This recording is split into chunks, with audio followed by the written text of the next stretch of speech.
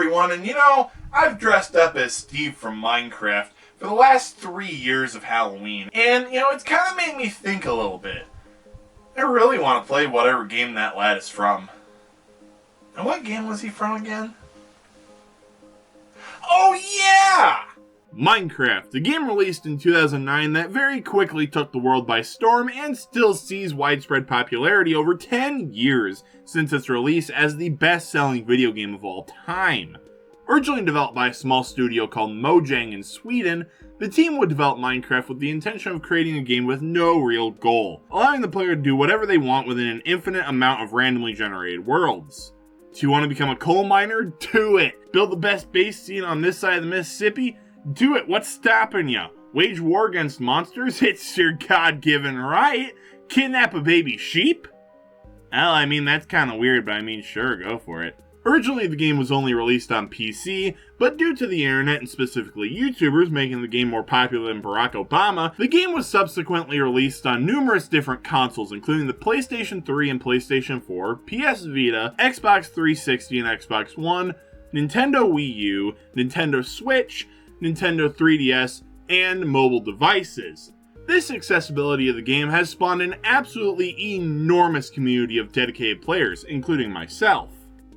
Now, I'm certainly not as dedicated as some players are, but I've been with the game since around its release. Let's set the scene. Gardner, Kansas, sometime in the early 2010s. I'm talking with a kid in my Sunday school class, and he brings up this cool new game he found called Minecraft.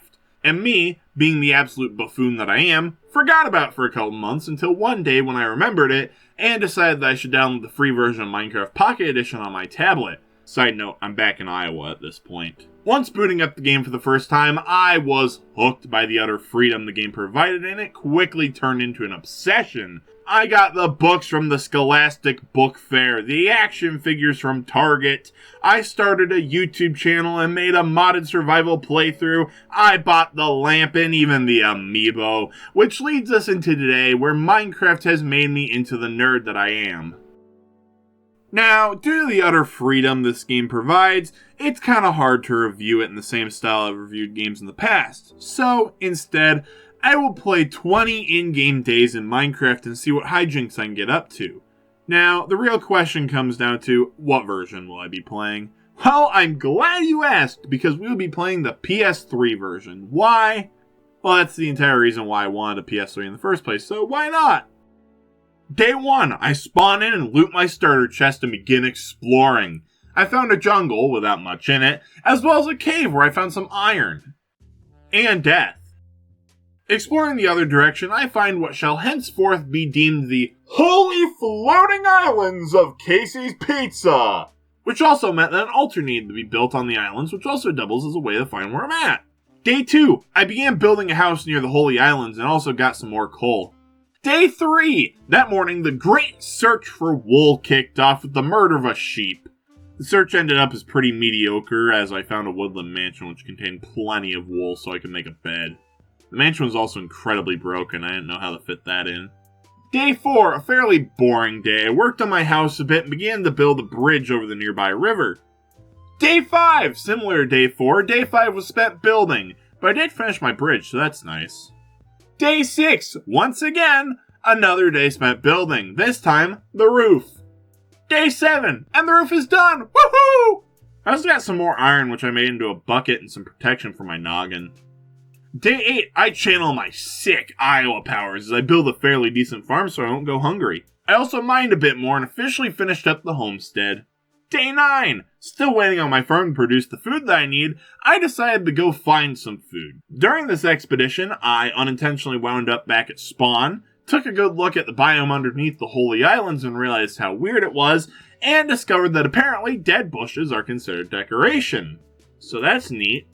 Day 10, I finally began upgrading my tools to the iron variants and began constructing a mine. Found a small cave and broke all my pickaxes, so I returned to the surface and finished off the day by sprucing up the mine to make it look all neat.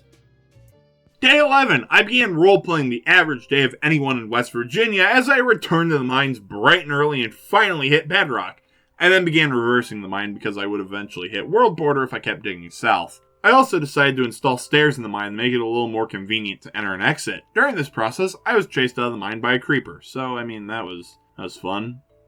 Day 12, I returned to the surface to build a new structure, one that holds the utmost significance, one that I cannot believe that I forgot to build for my homestead. An outhouse.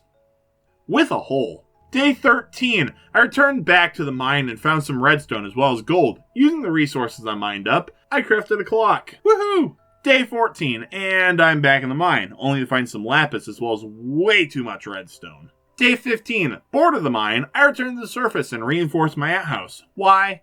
Well, have you guys ever known me to have a good reason why I do things? Anyway, I decided to go exploring to see if I could find anything, but the only thing I found was the northern border of the world. Day 16, still exploring, I stumble into a jungle temple where I find a saddle as well as diamonds. Despite this amazing find, I push on and eventually stumble into a cave which housed a bunch of iron and gold, as well as an incident which spawned this PSA. Remember, if you assault an Enderman and you aren't prepared to fight it, well, you better make your peace with God because your life is not lasting much longer. Day 17, still feeling the urge to explore, I journeyed to the east and proceeded to find the world's smallest swamp as well as some gravity-defying grass. A little while later, I found a witch hunt, and like the good citizen I am, I murdered the heretic in the name of Casey's Pizza. Day 18, still out in the wilderness, I began traveling west and found another jungle. It was in this jungle that I found a parrot. Remember him, he will be important later. Day 19. Now you remember that parrot that I just mentioned? Good, because I named him Pierre and tried to tame him. After wasting way too much time trying to tame him, I tried my luck with one last attempt, an endeavor to finally get a friend. Yep, Pierre's now dead to me. Rest in peace, loser. Day 20. And we have finally reached our final day. Now, I may not have been able to venture to any other dimensions that Minecraft offers, but I did finally build myself a sword. While crafting this sword, images of the anti-gravity grass flashed before my eyes, and I wanted to test for myself if I could also beat gravity. And fun fact, I did not. But the holy floating islands of Casey's Pizza did grant me entry into the greasy, cheesy plains of the eternal afterlife as they viewed my test as a mere sacrifice. Anyway, now that we've finished up our hijinks, how's the game's legacy been felt? Well, seeing how popular the game is, I'm not entirely sure I need to explain what its legacy is, but, if you insist, the game's legacy has impacted numerous games, such as the numerous sandbox games that have released since 2009 that strive to achieve similar feats as Minecraft, such as Terraria or Stardew Valley.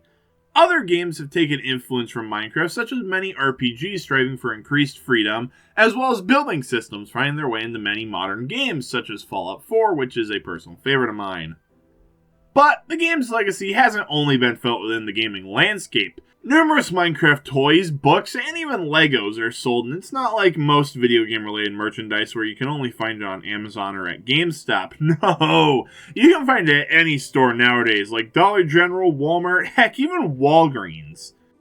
The game has even seeped its way into mainstream pop culture, such as when it snuck its way into the creepypasta trend of the early 2010s with Herobrine, Minecraft parody songs, the time that Steve Gang added the Smash Bros. Crashed Twitter, or even the long-rumored Minecraft movie starring Jason Momoa, which, can I say, sounds incredibly entertaining.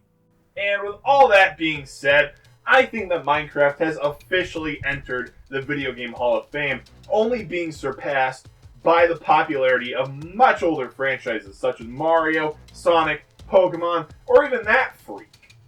I think at this point with Minecraft's popularity, it has outpaced the popularity of some religions, which leads me into my next point. I created a church dedicated solely to the worship of the holy floating islands of Casey's Pizza. Remember, it's not a cult, it's a movement.